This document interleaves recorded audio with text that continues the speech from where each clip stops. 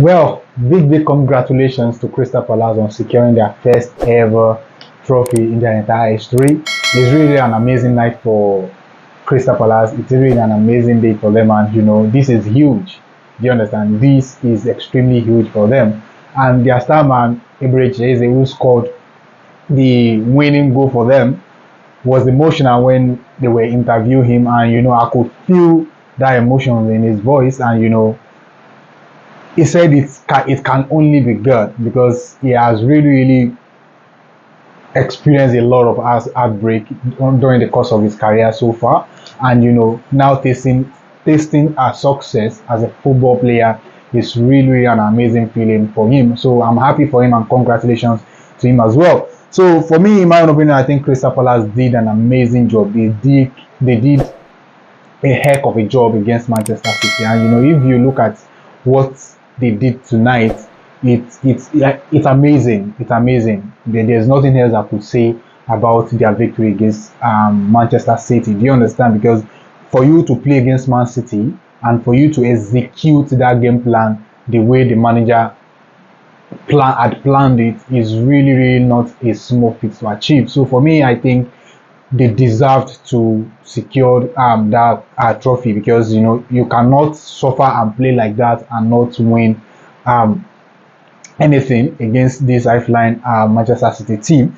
And Crystal Palace game plan coming into this game is really a big one, and you could sense it and you could see it because you cannot go toe to toe with Manchester City and not get punished. And they know exactly what they have to do against Manchester City is just to sit deep in low block and hit them on counter attack. And rightly so, it's worked extremely well for them. And one man was instrumental to that, which is Philippe Mateta, who made that game plan worked extremely well the way they had planned it. If not for him, I don't think they will be able to secure the trophy. Forget about the goal that Eberechi Eze scored. If Mateta wasn't heavily involved in that, I don't think they would have won that trophy in the first place. So for me personally, I think Philippe Mateta deserved to be praised as well. If you look at that goal, it was a long ball all the way from Lacroix from the back to Philippe Mateta. His hold-up play was excellent and his link-up play as well was brilliant. Do you understand? And that was the reason why they were able to execute this game plan against Manchester City. Do you understand? The first 15 minutes, they didn't even get out of their own half, and that 15-minute mark, they got that opportunity, and their right back was really a machine in this game tonight. Today, he was really a machine. Do you understand?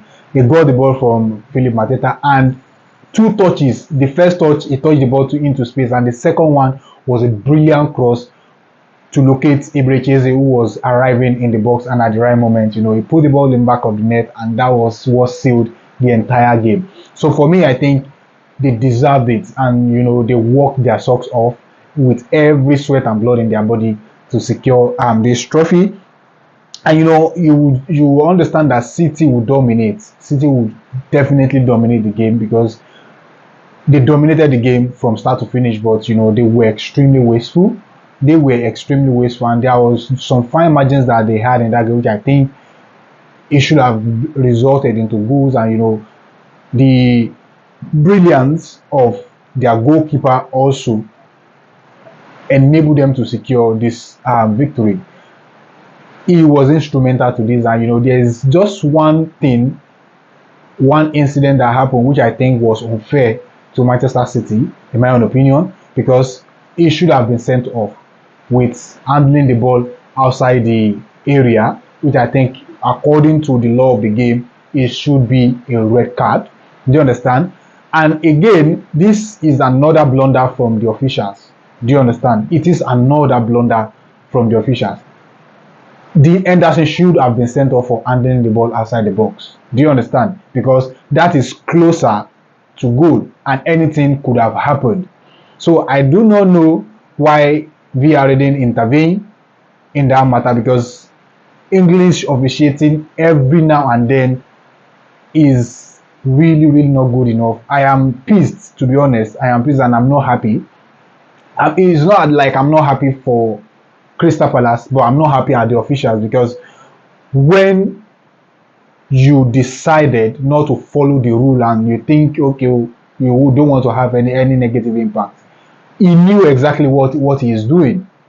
He had the opportunity to clear the ball out before Erling Haaland got closer to him. Do you understand? He decided to let the ball roll so that he could just pick the ball up inside the box. But he realized that Erling Haaland was closer than he thought. So in that moment, the only thing that comes to his head is just to, dispossess Erling Haaland by touching the ball out of range. That should have been a red card. It should have been a red card. I don't know why English officiating from time to time decided to just drop horrible performance when it comes to officiating. Do you understand? Horrible performance. If it had to be my own team, if Manchester City happened to be my team, I would not be happy, because that could have been the deciding moment for Manchester City in that game. If I am Manchester City fan, I would not be happy. Do you understand? So in my own opinion, I think the officials, they really need to retrain them. To be honest, they really need to retrain them. And look at the course of this season. They've committed blunder upon blunder upon blunder.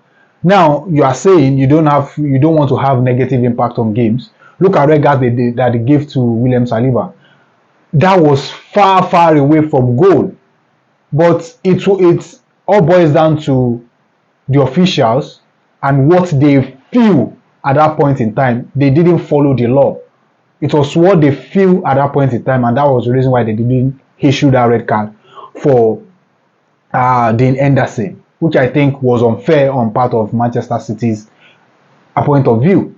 So in my own opinion, I think that should have been a red card. And Munoz as well got a goal which was choked off. As I said earlier, he was heavily involved in that. He got an assist for that Eberechi Eze goal, and he also got a goal for himself, but it was choked off for offside.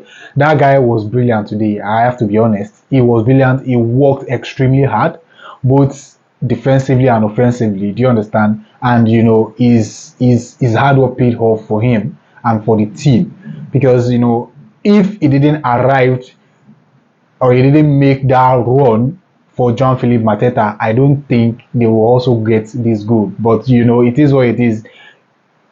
Football is a team sport, and eventually they got what they really deserved in that game. So in my own opinion, I'm saying congratulations to them again. Drop a thought in the comment section. Let me know what you think about the incident in that game, about Manchester City's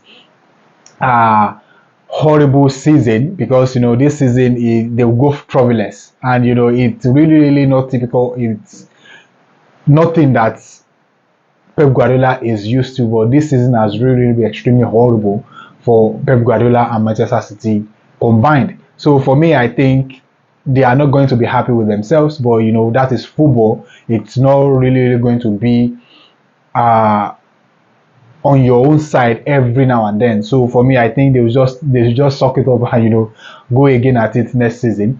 You can drop a thought in the comment section. Let me know what you think about it. If you're just coming across this for the very first time, please do like and subscribe. And if you're already, please click the smile like button and drop a thought in the comment section. Thank you very much, and I'll see you in another episode. And bye for now.